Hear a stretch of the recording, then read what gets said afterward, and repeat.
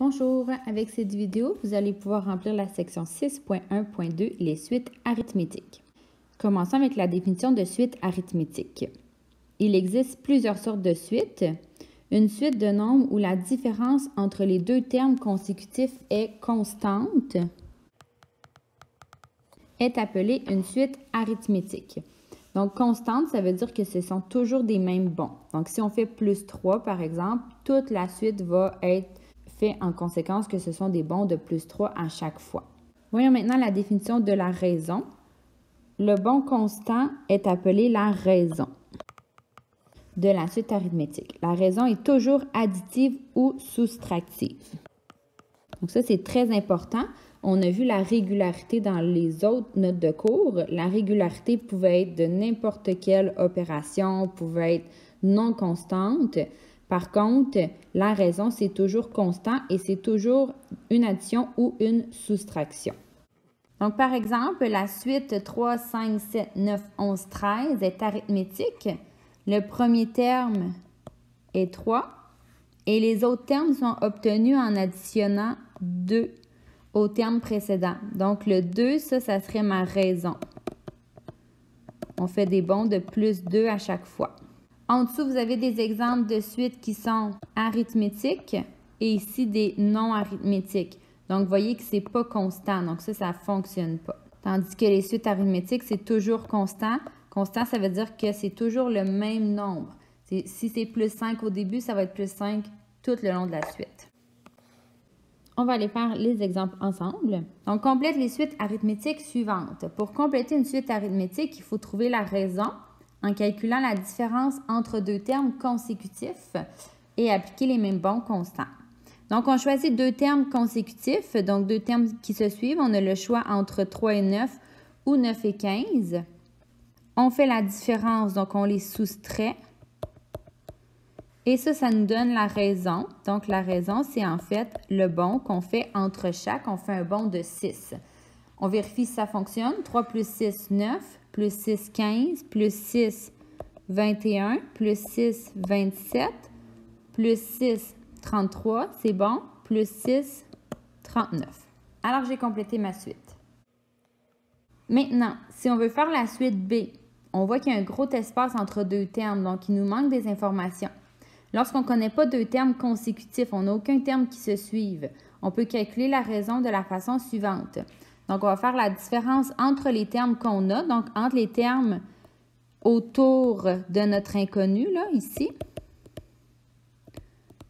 On va chercher les termes autour des inconnus, on fait la différence entre ces termes-là et on va les diviser par la différence entre les rangs des termes.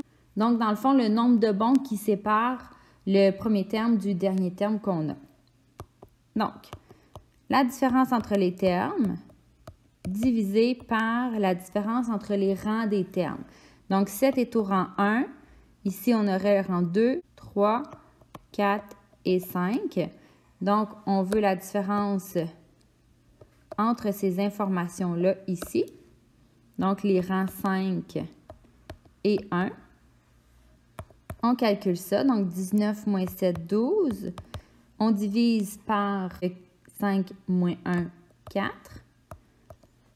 Et ça nous donne 3, donc ça, c'est notre raison. Je vais juste effacer tout ça ici. Donc, pour la différence entre les rangs, je dis aussi que c'est le nombre de bons. Donc, on peut aller calculer il y a combien de bons qui les séparent. 1, 2, 3, 4 bons. Donc, c'est de là mon 4 de ma différence entre les rangs des termes. Alors, on a trouvé que la raison était 3. Ça veut dire qu'on fait des bons de 3 à chaque fois. 7 plus 3, 10, plus 3, 13, plus 3, 16, plus 3, 19. Donc, ça fonctionne. Alors, vous allez devoir faire les exercices suivants. Continuons les notes de cours. La représentation graphique d'une suite arithmétique est caractérisée par une série de points alignés. Donc, ici, on a trois types de suites. On a une suite qui est croissante, décroissante et constante. Donc, vous voyez la différence entre les points. Donc, lorsqu'une suite est croissante, ça veut dire que la raison, elle est positive. Donc, c'est des bons positifs. Donc, c'est pour ça que ça l'augmente. Ensuite, lorsqu'elle est décroissante, la raison elle est négative. Donc, notre suite, on va voir que les termes vont diminuer. Et finalement, lorsque la suite est constante, ça veut dire que la raison elle est nulle. La raison est égale à 0. Donc, c'est toujours le même terme. Donc, on aurait une suite qui pourrait ressembler à 3, 3, 3, 3. Donc, les bons sont de 0. Maintenant, on a différents modes de représentation pour des suites.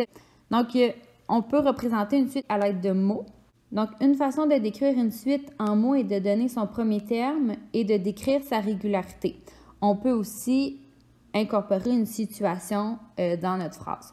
Donc, par exemple, un train peut accueillir 8 personnes dans le premier wagon et 6 personnes dans chaque wagon additionnel. Donc, vous voyez ici, 8 personnes, c'est mon premier terme. Et 6 personnes additionnelles, donc c'est la raison. On peut aussi décrire une situation à l'aide d'un dessin.